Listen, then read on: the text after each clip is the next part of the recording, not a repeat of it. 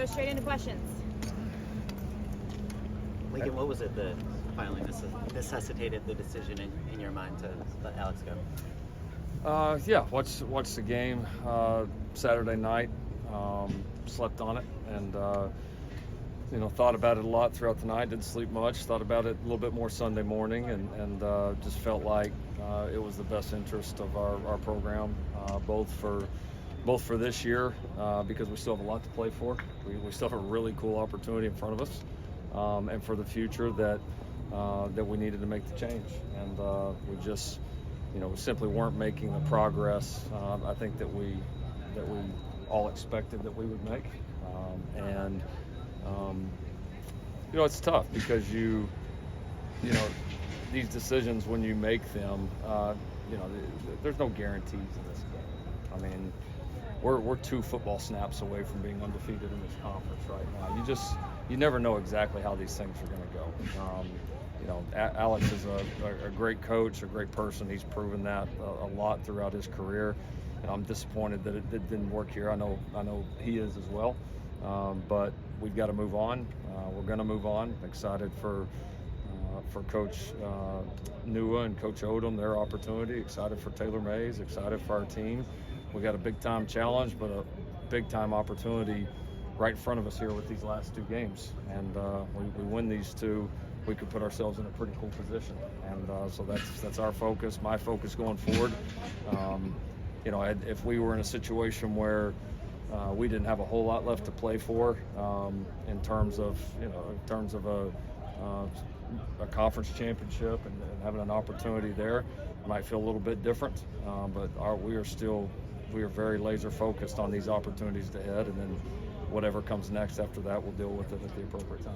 What do you think explains the difference between the expectations you had, the confidence you had in the defense and Alex, and how it played out? What explains the difference? Yeah,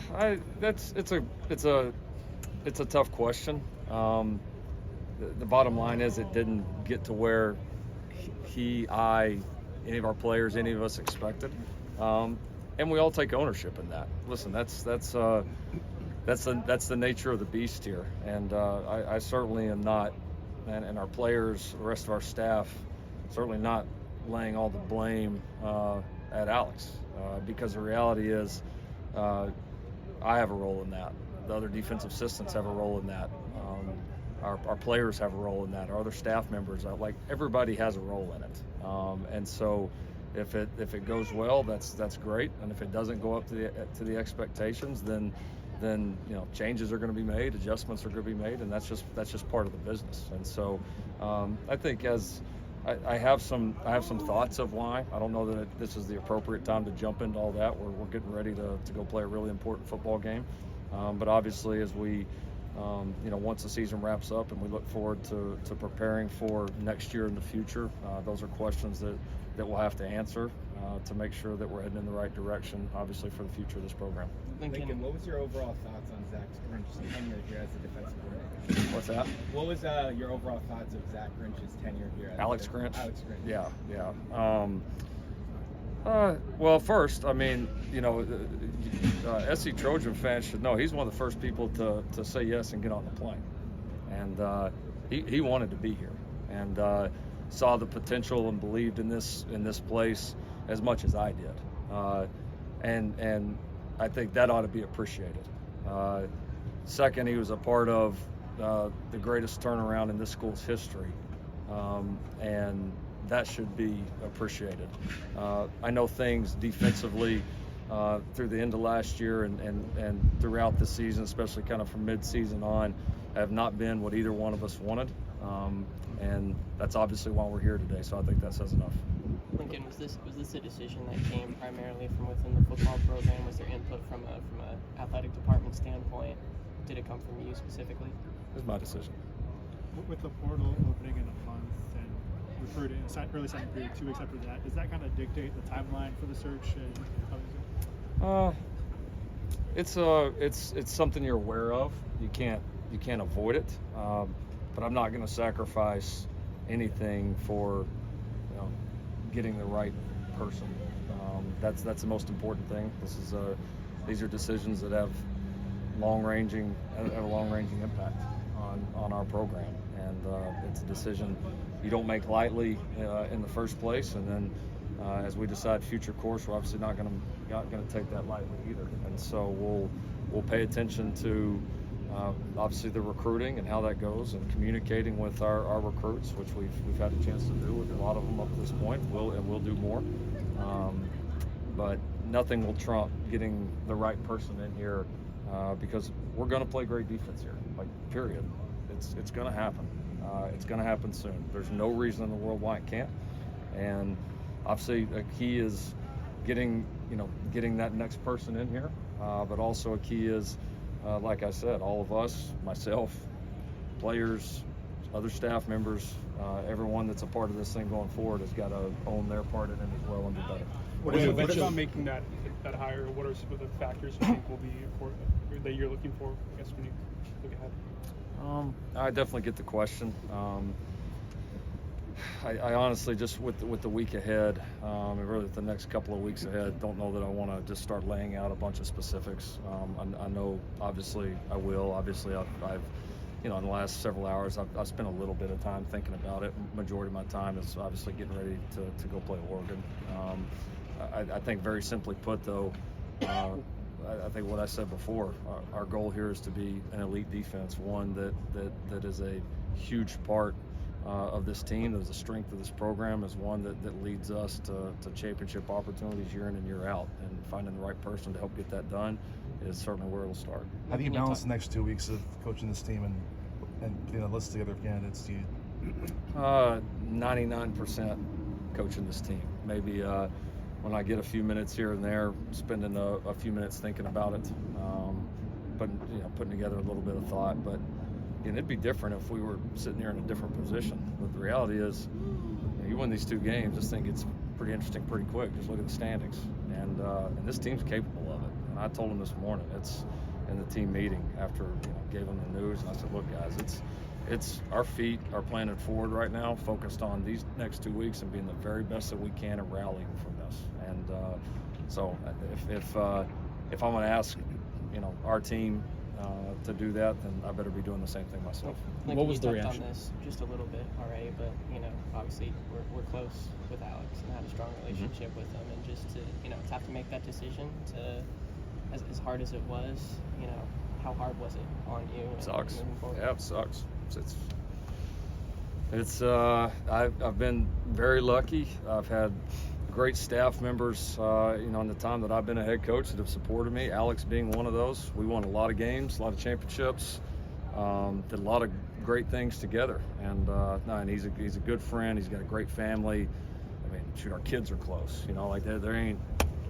There ain't nothing easy about it, and you can't, as much as you wish you could. Sometimes it's hard to separate, professional from just, I think, just basic kind of human feelings about one another and their families. So, I knew it was a decision that was the right decision at this time and point, but certainly didn't make it easy. But I am that committed, and we are all that committed to playing great defense here, and whatever it takes to get that done, that's what we're going to do. What'd you tell the other defensive assistants? Because obviously their future now is a little bit in jeopardy. Yeah, the same thing I'm telling myself, and the same thing telling our players, is stay focused on the present.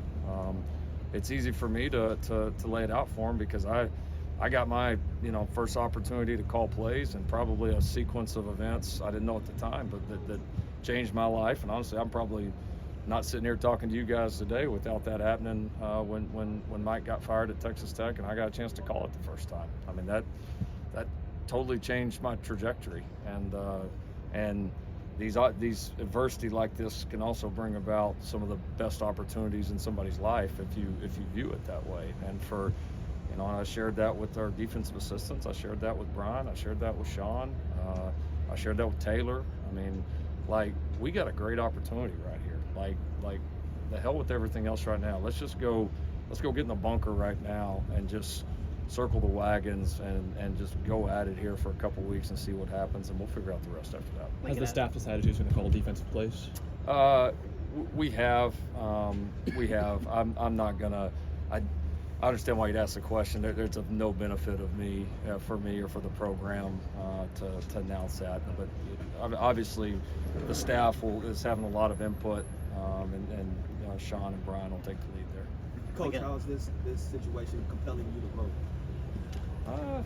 It always does. I mean, football, this sport continually challenges you. I mean, you never get to the point, I think, where you've seen it all, and I think you're constantly pushing yourself to grow and learn, just like you're wanting everybody else in the program to do as well. And so, yeah, I mean, I think it's these situations keep challenging me, and I know I've got to continue to get better. I've got to continue to grow. I've got to continue to learn to help put this program in the best position I can. That's my job, and that's what I'm going to keep doing. Let's do one more. Expanding on that question, what do you feel like you've learned about, having a successful defense, or what it takes to have the defense that you say USC will have? Yeah, I know what it looks like. I know what the change can look like, and like I said, ironically, Alex was a huge part of that. I mean, I watched a defense when we took over at OU that was, not the strength of the program, and then I watched in a matter of several months it become the strength of the program. And the chief reason why, the last 3 years, the majority of those wins came on the heels of how well we played defensively. And so, yeah, I mean, it's great football is great football. And it takes the same thing, whether it's special teams, whether it's offense, whether it's defense. It takes a system that fits the players. It takes a culture. It takes the right kind of players. It takes the coaches all on the same page. Like if you have leaks, if you have weaknesses, you're going to get exposed at some point, like on any side of the ball. And you've got to do your best to plug those leaks, to not have weaknesses, and make as many strengths as you possibly can, whether it be roster, whether it be culture, whether it be schematics, whether it be fundamentals, whether it be communication. I mean, it's all got to be right there, especially with the competition that we play, especially when you're going through a stretch of games like we're going through right now. Like that's just the nature of the beast. So I know well enough to know what we're capable of here on all of those fronts. And again, I have complete belief, conviction, like we will play great defense here. It is going to happen. There's not a reason in the world why it can't. We'll continue to take the steps that we have to do it, and we're going to be very aggressive that way. Thank you, Coach Riley. Thanks everybody. Yep. Thanks.